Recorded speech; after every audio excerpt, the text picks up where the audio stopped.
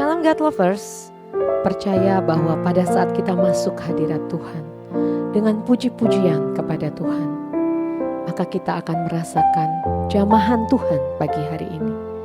Mari alami hadirat Tuhan memenuhi setiap kita.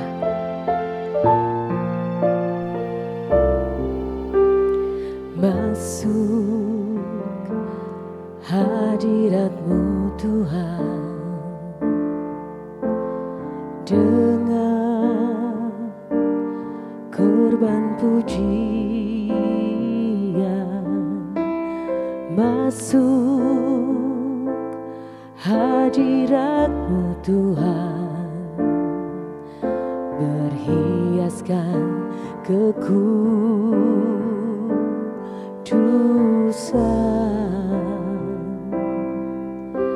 di hadapan hadirat-Mu Tuhan. Ku rasakan kedamaian di hadapan hadirat-Mu Tuhan. Ku nampak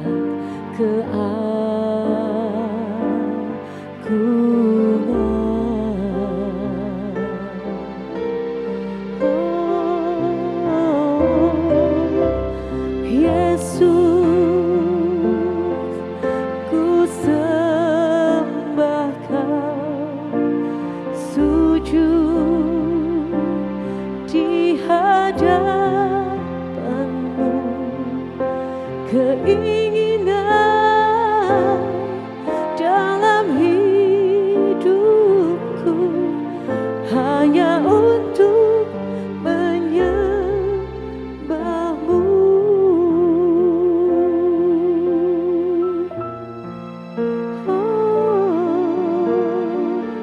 Haleluya.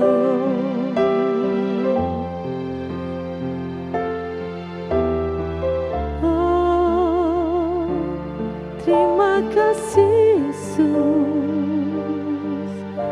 kami rasakan hadirat-Mu.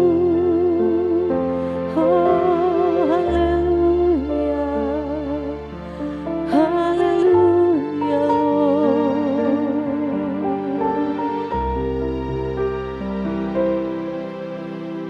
Masuk hadirat-Mu Tuhan dengan korban pujian. Masuk hadirat-Mu Tuhan, berhiaskan kekudusan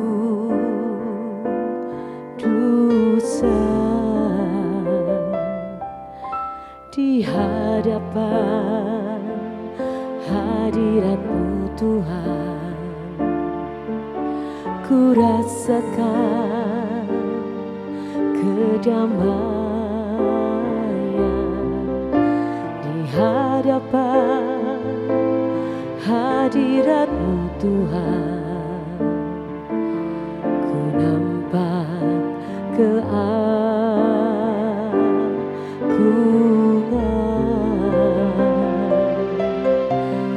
Yesus, ku sembah Kau, sujud di hadapan-Mu. Keinginan dalam hidupku hanya untuk menyembah-Mu. Yesus, ku sembah Kau, sujud di hadapan-Mu. Keinginan dalam hidupku hanya untuk menyembah-Mu.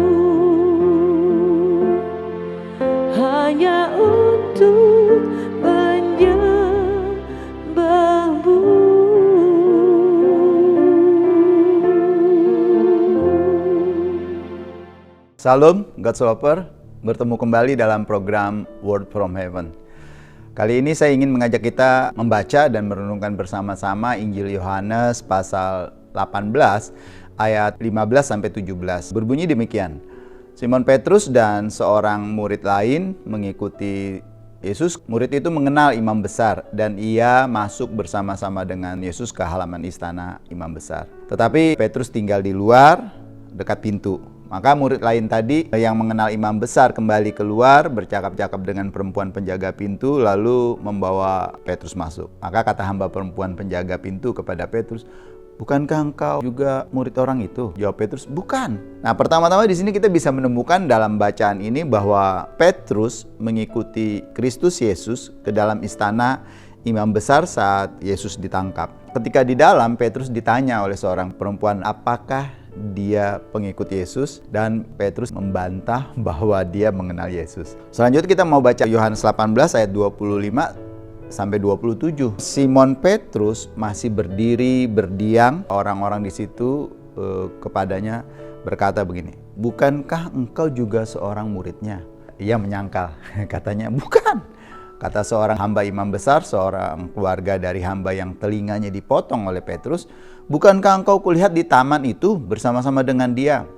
Maka Petrus menyangkal pula. Dan ketika itu berkokoklah ayam. God Lover, Petrus masih berada di halaman istana imam besar. Beberapa orang bertanya, apakah dia adalah pengikut Yesus dari Nazaret? Dan Petrus kembali menyangkal. Kemudian Petrus mendengar ayam berkokok dan Yesus Kristus menoleh ke arahnya. Hal ini menyebabkan Petrus mengingat perkataan Yesus Kristus bahwa ia akan menyangkalnya sebanyak 3 kali sebelum ayam berkokok. Kita bisa lihat di bagian lain juga cerita yang lain, ini pemulihan dari Tuhan Yesus, Yohanes pasal 21 ayat 1-9. Perhatikan ayat berikut ini dikatakan begini, "Hai anak-anak, adakah kamu mempunyai lauk?" Jawab mereka, "Tidak ada." Maka kata Yesus kepada mereka, "Tebarlah jalamu di sebelah kanan perahu, maka akan kamu peroleh." Lalu mereka menebarkan dan mereka tidak dapat menariknya lagi karena banyaknya ikan. Maka murid yang dikasihi Yesus itu berkata kepada Petrus, "Itu Tuhan." Ketika Petrus mendengar bahwa itu adalah Tuhan, maka ia mengenakan pakaiannya sebab ia tidak berpakaian lalu terjun ke dalam danau. God Lover, setelah kebangkitannya, Yesus Kristus muncul kepada beberapa muridnya di tepi Danau Galilea. Tapi Petrus dan beberapa murid lain pergi memancing. Mereka tidak menangkap apapun ketika mereka memancing, meskipun mereka adalah nelayan handal. Kemudian Yesus Kristus muncul dan memberi petunjuk kepada mereka untuk melempar jaring di sisi kanan perahu, yang menghasilkan tangkapan yang melimpah.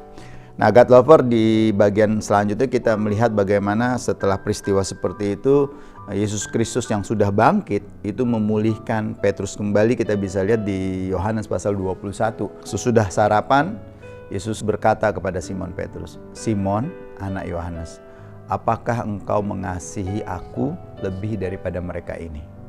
Jawab Petrus kepada, "Benar Tuhan, engkau tahu bahwa aku mengasihi engkau." Kata Yesus kepadanya, "Gembalakan domba-dombaku." Kata Yesus pula kepada Petrus untuk kedua kali, "Simon, anak Yohanes, apakah engkau mengasihi aku?" Lagi-lagi jawab Petrus kepada, "Benar Tuhan, engkau tahu bahwa aku mengasihi engkau." Kata Yesus kepadanya, "Gembalakanlah domba-dombaku." Kata Yesus kepadanya untuk ketiga kalinya, "Simon, anak Yohanes, apakah engkau mengasihi aku?" Maka sedihlah hati Petrus, karena Tuhan Yesus berkata kepadanya untuk 3 kali, "Apakah engkau mengasihi aku?" Dan ia berkata kepadanya, "Tuhan, engkau tahu segala sesuatu, engkau tahu bahwa aku mengasihi engkau." Lalu kata Yesus kepadanya, "Gembalakanlah domba-dombaku, aku berkata kepadamu, sesungguhnya ketika engkau masih muda, engkau mengikat pinggangmu sendiri, dan engkau berjalan kemana saja kau kehendaki, tetapi jika engkau sudah menjadi tua, engkau akan mengulurkan tanganmu dan orang lain akan mengikat engkau dan membawa engkau ke tempat yang tidak kau kehendaki."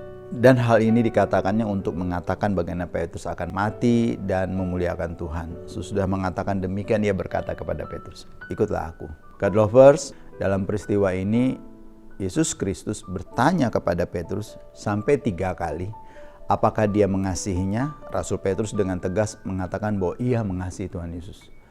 Setelah setiap pengakuan, Tuhan Yesus memberi tugas kepada Petrus untuk menggembalakan domba-dombanya. Kemudian Tuhan Yesus memberitahu Petrus tentang penderitaan yang akan ia alami sebagai pengikutnya. God's lover, dalam merefleksikan ayat-ayat ini kita dapat melihat bahwa meskipun Petrus telah menyangkal Kristus, Tuhan Yesus tetap melihat kepadanya dan memberi kesempatan untuk pemulihan dan melayani. Pertanyaan Petrus tentang kasih Yesus menunjukkan kerinduannya untuk memahami dan merasakan kasih-Nya. Tuhan Yesus dengan pertanyaan dan tindakannya mengasihi Petrus dan memberi kesempatan baginya untuk bertobat, mengalami pemulihan dan melayani dengan setia. Dalam konteks seperti ini, Petrus sebenarnya juga diingatkan kembali tentang pertanyaannya sendiri kepada Tuhan Yesus sebelum penyaliban, di mana dia menanyakan tentang berapa kali harus mengampuni. Dalam konteks seperti ini, kembali Petrus bisa memahami tentang pengampunan yang 7 kali 7 itu, pengampunan yang tanpa batas. God lovers, dalam semua peristiwa ini, kita melihat kasih dan perhatian Yesus Kristus yang pribadi terhadap Petrus. Yesus Kristus melihat kepadanya, memberi kesempatan baginya dan memberi petunjuk dan pengajaran yang sangat spesifik. Ini mengingatkan kita bahwa Tuhan Yesus juga mengasihi kita secara pribadi. Mengasihi God lovers, mengasihi kita semua dengan setiap aspek di dalam kehidupan kita. Dalam hidup kita, juga kita dapat merenungkan tentang kasih Tuhan seperti ini terhadap kita. Mungkin kita melakukan kesalahan, mungkin dalam sikap, tingkah laku, tindakan kita menyangkal Tuhan Yesus.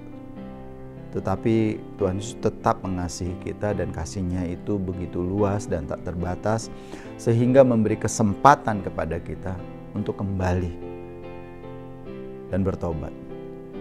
Memberi kesempatan kepada kita untuk memperoleh pemulihan. Seperti Petrus yang dipulihkan kembali walaupun 3 kali sebelum ayam berkokok dia menyangkal, dan 3 kali pula Tuhan Yesus mengangkat Petrus. Dan setelah ada pemulihan itu, kita masih diberi kesempatan untuk melayani. God lovers yang dikasihi Tuhan, ingatlah bahwa kasih dan pengampunan Tuhan begitu luas tanpa batas. Tapi tetap ingat, jangan pernah menyia-nyiakan kesempatan yang diberikan oleh Tuhan. Marilah kita bersama-sama senantiasa belajar terus-menerus merenungkan bagian-bagian ini, sehingga kita bisa bersyukur setiap hari di dalam kehidupan kita bahwa Tuhan begitu baik. Pemulihan selalu disediakan, bahkan kesempatan untuk melayani diberikan senantiasa kepada kita. Hendaklah kita menjadi orang-orang yang setia.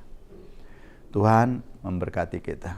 Mari kita berdoa. Bapa dalam surga, kami bersyukur untuk anugerah dan kebaikan Tuhan, untuk firman Tuhan yang kembali mengingatkan kami bagaimana kasih, anugerah dan pengampunan Tuhan yang tanpa batas, yang begitu luas dialami oleh Petrus, dan kami juga menyadari kami mungkin tidak lepas dari kejatuhan, kami mungkin tidak lepas dari kesalahan. Tapi satu hal yang pasti, kami tahu Tuhan selalu menyediakan pengampunan bagi kami, menyediakan pemulihan bagi kami. Tolong kami ya Bapa, agar kami mau menjadi orang-orang yang setia dan senantiasa memperhatikan setiap perkataan dan pengajaran-Mu. Di dalam nama Tuhan Yesus kami bersyukur atas firman ini. Haleluya. Amin. God lover yang dikasihi Tuhan, diharapkan membagikan link YouTube renungan ini sehingga ada banyak orang yang bisa diberkati bersama-sama dengan kita, mungkin saudara, kerabat, dan teman kita dimanapun mereka berada. Terima kasih. Tuhan memberkati.